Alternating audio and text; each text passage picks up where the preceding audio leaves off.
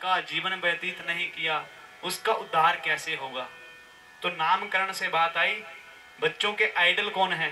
TV में Hollywood वाले, बॉलीवुड वाले, उनको देख करके बाल बदले जा रहे हैं, उनको देख करके कपड़े पहने जा रहे हैं, है ना। उनको देख लेना कितने सुख में है।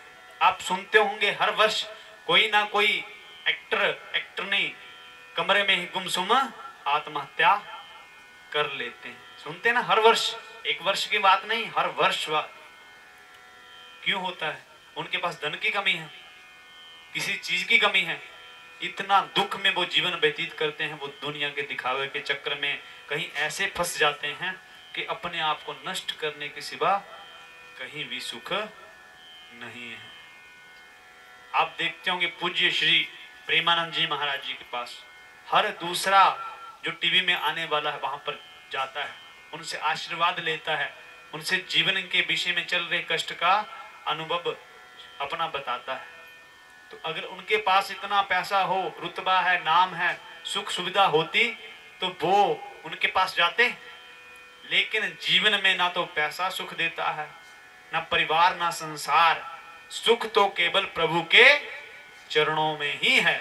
ये तो बात पल्ले बांध ही लेनी चाहिए। आज नहीं, कल नहीं, परसों नहीं, बांधनी तो पड़ेगी ही प्यारे, क्योंकि सिवाय कृष्णा के हमारा संसार में कोई नहीं है। तो वो बच्चों को देख देख करके, अभी छोटे छोटे हैं, वो भी उनको देख देख करके बदल रहे हैं। लेकिन हमारी माताएं, बहनें, भाई, बंधु उन पर नजर नहीं देते हैं। तो बच्चों को साधारण पहनावा, धीरे धीरे उनको आदत डालो, क्योंकि जो जितना सरल होता है उसका जीवन उतना ही आनंद करता होता है। माताएं, पिता उनको सामने देख देख करके भी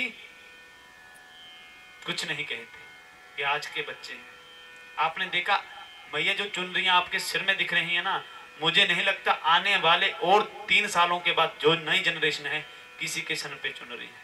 इसका महत्व नहीं जानती वो।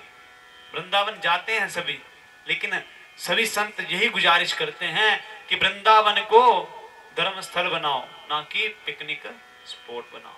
मंदिरों में देख लो, इसके विषय में कितनी आवाज उठी हुई है कि मंदिर में सरल पहनावा। मंदिर नहीं छोड़ो, घर नहीं, संसार में जहां पर आपको नजरी गंदी नजरों से देखा जाता है, वहां पर सबसे पहले पहनावा अच्छा बना करके जाना चाहिए। मंदिर में तो व्यक्ति, पुजारी आदि सब होंगे, ठीक है, वहां तो अत्यंत जरूरी है, लेकिन संसार में तो उससे भी ज्यादा जरूरी है। तो अपना पहनावा सरल। आपने कभी बात सुनी, नाम आता है टाटा, उनका नाम नहीं, जिनकी टाटा कंपनी है, ठीक है, जो अंबानी है, उनका पहनावा देखना, उनकी पत्नी का पहनावा देखना, जितना एक एक्टर की उनकी हैसियत नहीं है, उनसे भी कई गुना उनके पास धन दौलत है, लेकिन उनका जीवन प्रभु के चरणों में सदा सर्वदा के लिए उन्होंने रखा होता है। कभी भी वो पूजा पाठ, अपनी निजी परिवार की कोई भी इंफॉर्मेशन संसारियों को नहीं दिखाते। उनके पास कई गुना व्यक्ति हर समय रहते हैं उनकी सुरक्षा के लिए, लेकिन फिर भी वो एक कैमरा तक अपने पास नहीं रखते। कई गुना वो दान करते हैं, हमें तो पता चलता ही रहता है क्योंकि हम इसी श्रेणी में हैं, पर कभी भी वो अपना नाम शेयर नहीं करते। वो ऐसे व्यक्ति हैं जिन्होंने दुनिया को कमा करके दिखाया, दुनिया के अंदर अपना नाम बना करके दिखाया, दिखावा नहीं किया। हम लोग महंगे महंगे कपड़े, महंगे महंगी गाड़ियां तो ले आते हैं, उसकी देने की किस्त की हमारी हैसियत नहीं होती। अंत में कर्जे में डूब करके कोई उल्टा काम कर लेते हैं और अपने आप को, अपने परिवार को इतना कलंकित करके चले जाते हैं कि जन्मों जन्मों तक हमारे साथ पीढ़ियों को उसके नाम से क्या किया जाता है, बेदाग किया जाता है। तो जीवन सरल रखिए, सोच ऊंची रखिए, काम ऊंचा रखिए, नाम तो आपके चरणों के अंदर गिरता हुआ मिल जाएगा। अगर सोच अच्छी होगी, काम अच्छा होगा, तो दिखाने की जरूरत कभी नहीं पड़ती। पड़ती है? कभी नहीं पड़ती। लेकिन हम काम छोटा और नाम बड़ा चाहते हैं तो कभी भी नहीं बनेगा प्यारे, पूरी जिंदगी नहीं बनेगा। तो शांति से अपने कर्म में लगे रहिए, अपने नाम बनाने के चक्र को छोड़िए, बस काम पर ध्यान दीजिए। आपका काम स्वयं ही समय आने पर सबको दिखने ही लगेगा।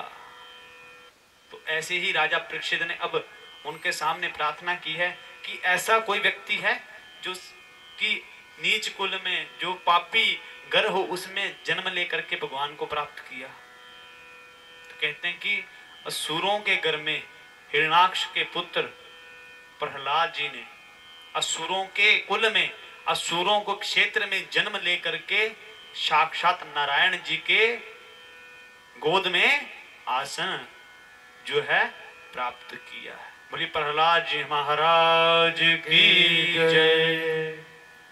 प्रहलाद जी जिनको गर्भ में ही प्रभु के नाम की अपार क्या हुई थी, भक्ति प्राप्त हो गई थी। अब उन्होंने संसार में जन्म लिया। उनके पिता अपनी सत्ता जमाने के लिए, संसारियों को दिखाने के लिए, अपने समय में राज्य में जब उनके पास सत्ता थी तो सबको कहते कि भगवान मैं हूं। भगवान की तरह वेश बनाया और सबको बताने लगा। तो लेकिन प्रहलाद जी के मन को, उनकी बुद्धि को कभी नारायण के सिवा कुछ दिखाई नहीं देता था। प्रहलाद जी को थोड़ा बड़े हुए, अब जाकर के गुरुकुल में छोड़ दिया। गुरुकुल में छोड़ा तो कुछ समय वर्ष बाद जब वो वहां पहुंचे, पिता ने प्रेम किया, पिता के पास आए प्रहलाद जी। तो अब देखा कि पूछा जाए कि क्या शिक्षा ग्रहण की, तो वहां पर उनके पिता ने यही बताया था कि मैं ही भगवान हूं। लेकिन वो तो सत्य जानते थे। उन्होंने कहा पिताजी आप मेरे जन्मदाता पिता हो सकते हैं और अपने दिखावे में कुछ बन सकते हैं।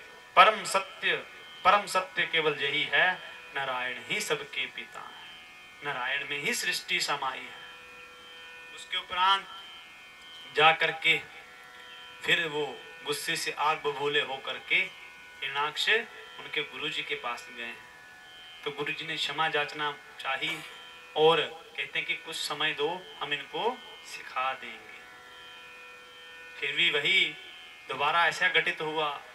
हिरणाक्ष ने दोबारा प्रश्न किया और हमारे प्रहलाद जी ने दोबारा वही कार्य किया कि सिवाय नारायण के संसार तो एक क्या है, मृत जीव की तरह है।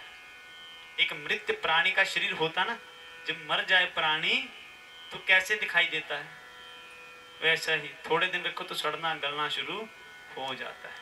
तब ही समझ जाना चाहिए, अगर ये व्यक्ति अपने में होता तो अपने आप को एक जगह स्थापित ना कर लेता।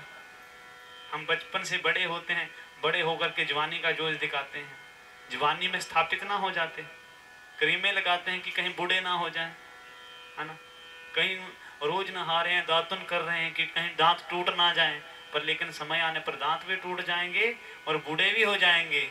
पर वो तो सफाई का एक वो है, पर अगर उससे जवान रहते तो रहते नहीं, अपने आप को स्थापित नहीं कर लेते। अगर आज हम कथा में आए हैं, कल अपनी सोच से कथा में आते तो रोज कथा में ना जा पाते। कोई भी अपनी उद्देश्य से कथा में नहीं आ सकता, कोई कहीं नहीं जा सकता। जाते जाते कोई कथा में आ जाता है और आते आते कोई कथा में नहीं पहुंच पाता। सब ठाकुर जी की ही लीला है। कहीं जगह जगह कम पड़ जाती है और कहीं जगह व्यक्ति कम पड़ जाते हैं, तो सब उन्हीं की लीला है। जिसका जैसा उद्देश्य होगा उसका परिणाम वैसा ही होगा। तो आगे जा करके अब जो है एक दिन क्या हुआ, प्रहलाद जी ने जा करके बच्चों को शिक्षा दी। मैं आपको नया भजन सिखाता हूँ। बोलते कौन सा भजन? प्रहलाद जी बोले श्रवणम कीर्तनम विष्णु स्मरण पाद सेवन अर्चनम बंदनम तास्यम सख्य मातमन निवेदनम। कहते हैं कि भगवान का भजन कीर्तन करो, ठीक है, उनका ध्यान करो, उनका आचरण करो। आचरण मतलब उनकी तरह बनो। किनकी तरह? राम जी की तरह, कृष्ण जी की तरह।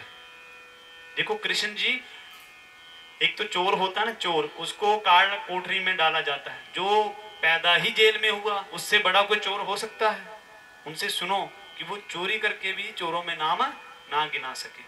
ऐसी चोरी करो कि संसार आपको चोर भी कहे तो ऐसा नटखट चोर कहे कि आपकी लीलाएं गाई जाए। कोई भी काम करो तो प्रेम भरा करो, ताकि आपको दुनिया याद करे अच्छे नाम से। उन्होंने चोरी भी की तो माखन की, तो माखन चोर कहलाए। तो माखन चोर से नाम कितना अच्छा लगता है ना। तो महाराज अब जा करके जो है यह प्रसंग सुनाया। अब पिताजी को गुस्सा आया, पिताजी ने हर प्रकार से उनको मारना चाहा। किसको? मुझको? किसको मैया? हाँ जी, माता कह रही इस मैया को। नहीं मैया, नहीं नहीं नहीं, हाँ जी, पंडितों को। अच्छा मैया किसको कहना चाहा, मारना चाहा? अच्छा पार वाली मैया को। अच्छा हाँ, बाहर वाली मैया कोई है तो नहीं, ठीक है। तो अब जा करके प्रहलाद जी को मारना चाहा। मैया ऐसा मत करिए, बाद में लड़ते रहोगे, फिर कहेंगे कथा में पंगा डाल दिया। अच्छा तो फिर क्या हुआ, अब ना मारना चाहा। होलिका जो हिरणाक्ष की बहन थी, उसने जला करके मारना चाहा, लेकिन स्वयं जल गई। जब आप भक्ति करोगे, अच्छा काम करोगे, तो स्टार्टिंग में आपको बड़ी प्रॉब्लम होगी। कोई साथ देगा, कोई नहीं देगा, लेकिन आपकी इच्छा अच्छी होगी, मनोकामना अच्छी होगी और रास्ता ठाकुर जी के चरणों के लिए होगा, तो ऐसा नाम चलेगा, ऐसा नाम चलेगा कि सदियों सदियों तक आपका नाम संसार में भी गूंजता रहेगा और ठाकुर जी के चरणों में भी चलता रहेगा। वहां भी खाता खुला रहेगा और यहां भी खाता खुला रहेगा। तो अंत में जब बड़ी देर हो गई तो सबको पता, हिरणाक्ष को खंबे से, हिरणाक्ष क्या हुआ, उनका क्या हुआ, वध हुआ। किसने किया? बोली नरसिंह भगवान की। नरसिंह जी ने खंबे से सबको दर्शन दिए। किसी को बड़े प्यारे लगे तो किसी को बड़े क्रूर लगे, है ना। क्यों लगे? जिसकी नजर जैसी होती है उसको वैसा ही दिखाई देता है, देता है ना। आपकी कैसी है? बड़ी प्यारी है तो आपको सब प्यारे दिखाई देते हैं, और मेरी बड़ी बुरी है तो मुझे सब ऐसे दिखाई देते हैं। तो मैं सबकी बुराई करता हूं, तो मुझसे मेरे जैसे नहीं बनना है, आप बड़े अच्छे हो वैसे बन के रहना, ठीक है। तो फिर जो है नरसिंह भगवान ने हिरणाक्ष का वध किया और जा करके किसको गोद में उठाया? बाल को नहीं, प्रहलाद जी को। बोली प्रहलाद जी महाराज की। तो ऐसे ही भगवान जब आप पर आशीर्वाद दे देंगे ना, जो आपकी बात करेगा उसको जवाब कृष्ण जी देंगे। कुछ बातों का जवाब मत दिया करो, समय अपने आप ही जवाब दे देता है। व्यक्ति दुखी होता है तो सबको गालियां देता है, लेकिन आपकी गाली की आवाज होगी, उल्टा आप पर प्रहार होगा, होगा ना, उल्टा प्रहार होगा आपके ऊपर।